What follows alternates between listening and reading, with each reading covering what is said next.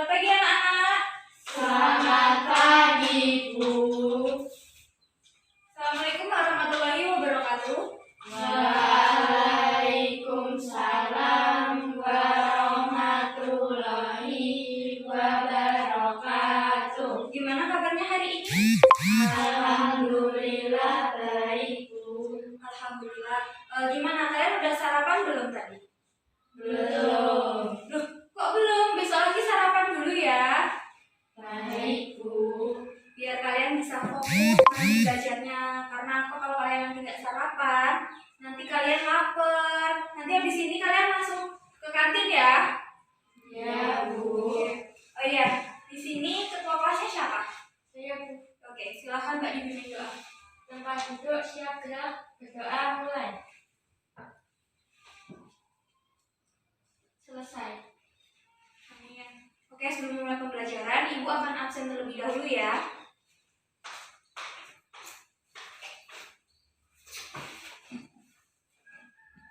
Mbak Devi, Hadir. Mbak Kayla, Hadir. Mbak Anis, Hadir. Mbak Aziza. Hadir. Oke, nihil ya. Ya. Oke, besok lagi kalian harus pertahankan nihilnya, jangan sampai kalian itu izin, apalagi bolos itu nggak boleh ya. Ya. Nah, anak-anak silakan kalian buka buku kalian, buku paketnya ya, halaman 174.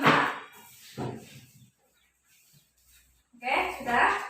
Nah, hari ini kita akan membahas mengenai KD 4.7, yaitu menceritakan kembali isi cerita rakyat atau hikayat yang dibaca dan didengar. Nah, di sini Ibu punya indikator. Indikatornya yaitu menuliskan kalimat mengenai latar waktu dengan memperhatikan tanda baca dan penggunaan huruf kapital yang benar dan tepat. Minggu lalu kalian masih ingat nggak sama pembelajaran kita yang minggu lalu itu mengenai pengertian dari cerita rakyat? Masih ada yang ingat? Masih, Bu. Oke, sekarang Ibu minta salah satu dari kalian untuk menjelaskan mengenai pengertian dari cerita rakyat. Saya, Bu. Silakan, Mbak. Cerita rakyat hikayat adalah karya sastra Melayu lama berbentuk prosa yang berisi cerita, undang-undang, dan silsilah bersifat rekaan, keagamaan, historis, biografis, atau gabungan sifat-sifat dibaca untuk pelipur lara, pembangkit semangat juang, atau sekadar untuk meramaikan pesta. Bagus. Nah, di sini Ibu akan menambahkan contohnya ya. Jadi contohnya itu seperti indera bangsawan, seperti bunga kemuning dan lain sebagainya ya. Pokoknya itu yang bersifat jenaka atau pelipur lara, seperti itu ya. Nah, kalian tahu nggak unsur-unsur dari cerita rakyat kayak? Tidak. Oke, Ibu jelaskan ya. Jadi unsur-unsur cerita rakyat itu ada 7. Yang pertama itu adalah tema, yang kedua adalah tokoh, yang ketiga adalah alur, yang keempat adalah latar, yang kelima adalah sudut pandang, yang keenam adalah amanat, dan yang ketujuh adalah gaya. Nah, hari ini kita akan mencoba untuk menuliskan mengenai latar. Tapi latar ini kan dibagi menjadi 3 ya. Ada latar waktu, latar tempat, dan latar suasana. Nah, hari ini kita hanya akan menuliskan kalimat mengenai latar waktunya saja ya. Kalian masih ingat gak pengertian latar waktu yang kemarin? Minggu lalu, masih ingat gak? Lupa? Oke, Ibu jelaskan lagi ya. Jadi latar waktu itu adalah saat dimana tokoh atau penokohan sedang mengalami suatu peristiwa atau kejadian di dalam cerita rakyat tersebut. Nah, itu contohnya bisa pagi hari, bisa sore hari, bisa siang hari. Seperti itu ya. Nah, dalam menuliskan kalimat mengenai latar waktu, kita juga perlu mengetahui bagaimana sih cara menulis kalimat yang benar itu seperti apa. Nah, di sini kita perlu memperhatikan tanda bacanya. Tanda bacanya itu seperti tanda titik, tanda koma. Ada yang tahu nggak penggunaan tanda titik dan tanda koma?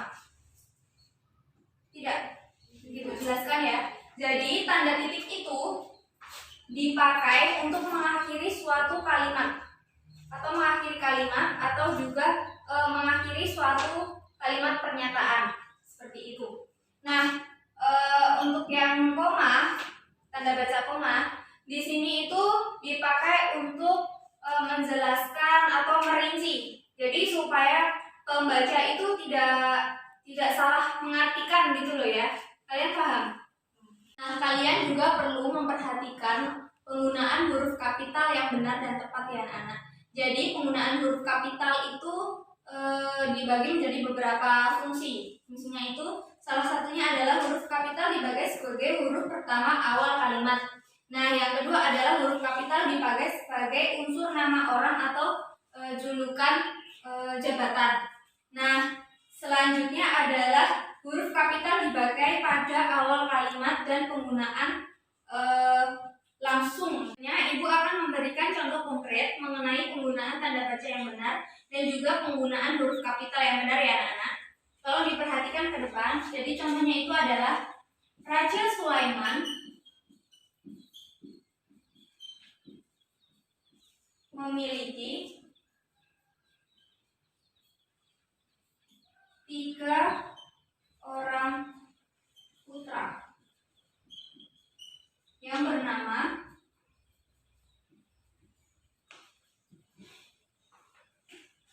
Imam, Syafi'i, Malik, dan Malik. Nah, di sini kalian juga perlu memperhatikan tanda bacanya ya. Jadi R-nya itu besar, S-nya apa? Besar. Terus ini kan penggunaan huruf awal ya, kan karena nama. I-nya besar, S-nya besar, M-nya besar. Nah, bagus. Sampai di sini ada yang ingin ditanyakan? Sudah? Sudah paham belum? Sudah. Benar sudah paham? Sudah. Oke, baik. Selanjutnya, nah, Ibu ada hadiah buat kalian. Kalian mau nggak? Mau. Oke. Sekarang tapi Ibu minta kalian untuk bagi kelompok dulu ya. Kelompok pertama dan juga kelompok kedua. Kelompok pertama Mbak Kaila dengan Mbak Aziza. Yang kedua Mbak Anis sama Mbak Devi. Nah, silakan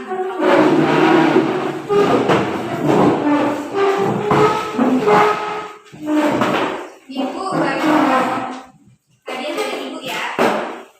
Satu-satu, silakan. Ke belakang Mbak. Ini Mbak, ke belakang.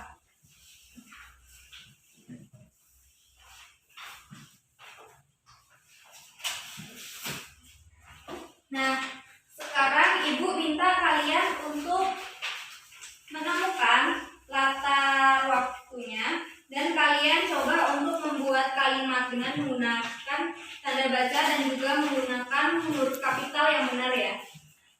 Ibu kasih waktu 2 menit cukup? Cukup. Silakan dikerjakan anak-anak.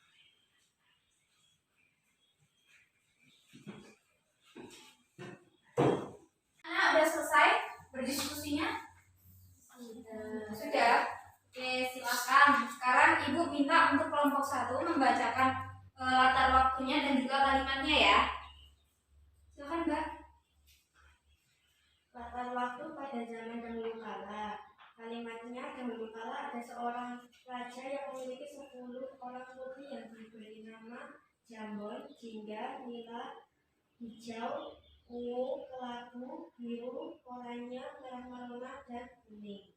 Nah, bagus. Nah, jadi untuk latar waktunya itu sendiri adalah pada zaman dahulu. Kenapa pada zaman dahulu? Karena cerita ini itu menceritakan di masa lampau atau di masa yang sudah lalu, sudah berlalu seperti itu ya. Nah, untuk kalimatnya itu sudah benar. Nah, sekarang mengenai penjelasan penggunaan tanda baca, silakan kelompok 2, salah satu perwakilan untuk berdiri. Penjelasan penggunaan tanda baca. Tanda titik dipakai pada akhir kalimat. 2. Tanda koma dipakai di belakang keterangan yang terdapat pada awal kalimat untuk menghindari salah baca atau salah pengertian. 3. Huruf kapital dipakai sebagai huruf pertama unsur nama orang termasuk julukan.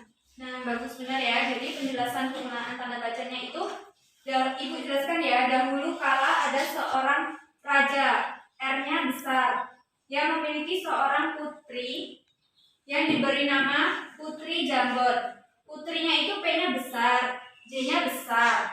Nah, dan selanjutnya untuk seterusnya seperti itu ya. Kalau dipakai untuk penggunaan unsur nama orang atau termasuk dengan julukan, itu harus menggunakan huruf kapital di awal kalimatnya ya, seperti itu ya.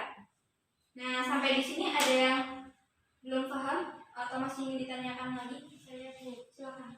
Penggunaan huruf kapital dipakai sebagai huruf pertama unsur nama orang termasuk julukan. Itu contohnya seperti apa, Bu?